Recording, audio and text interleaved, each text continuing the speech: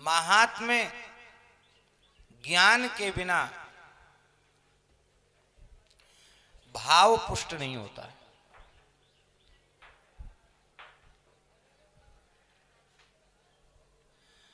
और भाव पुष्ट हुए बिना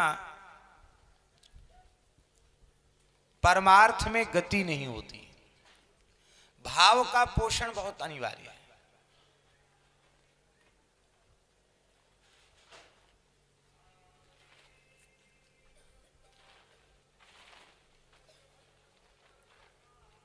कल पूज्य श्री चंद्रशेखर बाबा का दर्शन करने गए थे, बहुत दिन हो गए थे नहीं गए थे।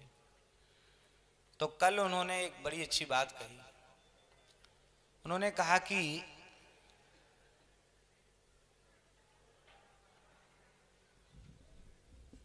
हमारे जितने ग्रंथ हैं और संतों की वाणियां हैं उनमें नाम महिमा, धाम महिमा और रूप की महिमा, लीला की महिमा और श्री ठाकुर जी के भक्तों की महिमा ये बहुत अधिक गाई गई है। क्यों गाई गई?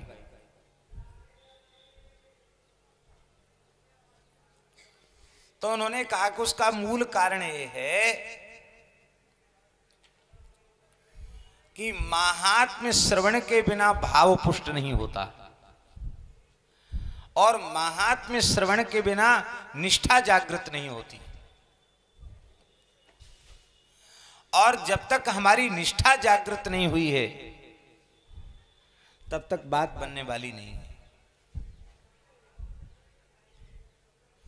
नाम में निष्ठा नहीं जगेगी तो आप लाख प्रयत्न करो, नाम जप नहीं होगा।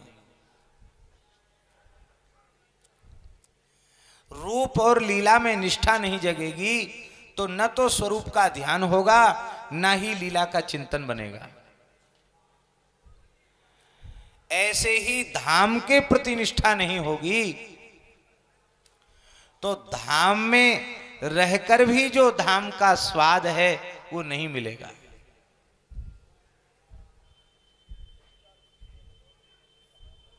धाम वास नहीं होगा। अब देखो, धाम में निष्ठा जागृत तो नहीं हुई, छोटा मोटा कोई सत्संग मिल गया, किसी की प्रेरणा हो गई और घर में पैसा बढ़ गया तो बोले अब तो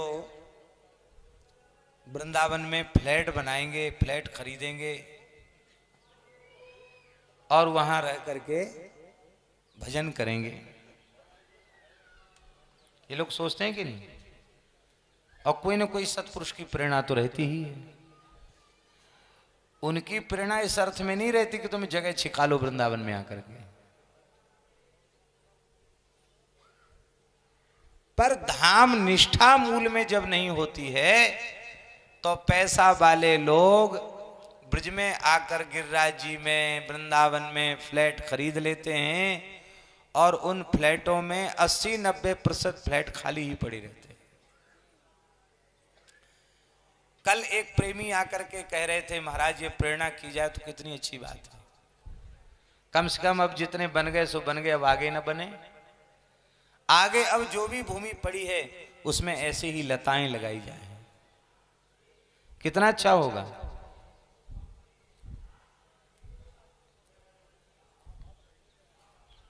लेने का भी विरोध नहीं है, लेकिन वहां किस लिए लिया गया था? चौकीदार का, सफाई करने वाले का तो वृंदावन वास हो जाता है, पैसा खर्च करने वालों का वृंदावन वास नहीं होता। चौकीदार बेचारे, उनको तो ब्रजरज भी मिल जाते हैं,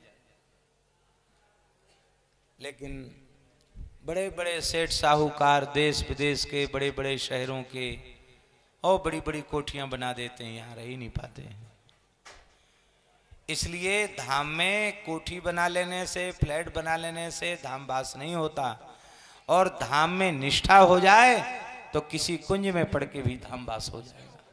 साधुन के पनवारे चुन चुन उदर पोसियत सीथिन, ऐसे बसिए ब्रज की बीथिन।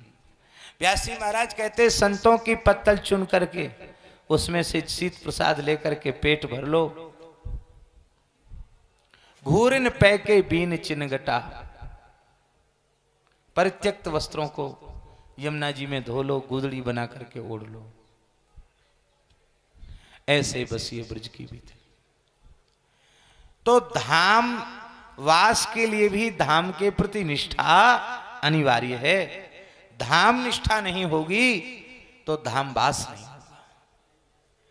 नाम निष्ठा नहीं होगी तो नाम जप नहीं होगा। रूप लीला की निष्ठा नहीं होगी तो रूप लीला का चिंतन नहीं होगा, कथाओं का श्रवण नहीं होगा। इसलिए निष्ठा को जगाने के लिए हमारे यहाँ बारंबार महात्म्य का स्मरण किया जाता है। यही महात्म्य की बात है। नाम महिमा, धाम महिमा, रूप महिमा, लीला महिमा, धाम महिमा, संत महिमा, गुरु महिमा।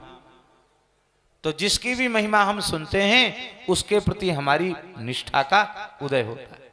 गो महिमा क्यों? इसलिए कि गाय के प्रति हमारी निष्ठा का उदय हो जाए। निष्ठा जागृत हो जाएगी तो भक्ति अपने आप बनने लग जाएगी, सेवा अपने आप होने लग जाएगी। निष्ठा जागृत होना आवश्यक है। ऐसे ही श्रीमद् भागवत के प्रति हम सबकी निष्ठा जागृत हो जाए, इसीलिए श्रीमद् भागवत के भी महात्म्य का स्मरण किया गया है। स्कंद पुराण महात्म्य, स्कंद पुराणोक्त महात्म्य एवं पद्म पुराणोक्त भागवत महात्म्य, दो प्रकार के महात्म्यों का स्मरण किया गया है।